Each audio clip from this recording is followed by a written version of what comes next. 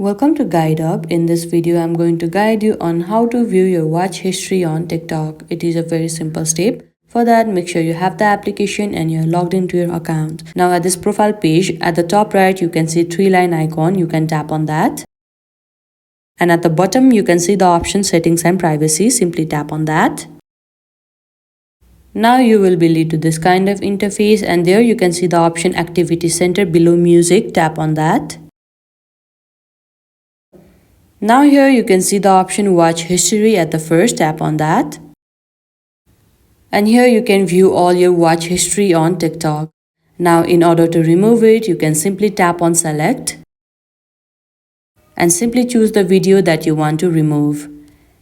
Now at the bottom right, you can see the option delete. You can tap on that. This kind of box will pop up. All you need to do is tap on delete. And now you can see that the selected history on TikTok has been deleted. And this is how you can view your watch history on TikTok. I hope you found this video helpful. Don't forget to like this video and subscribe our channel Guide Up. Thank you.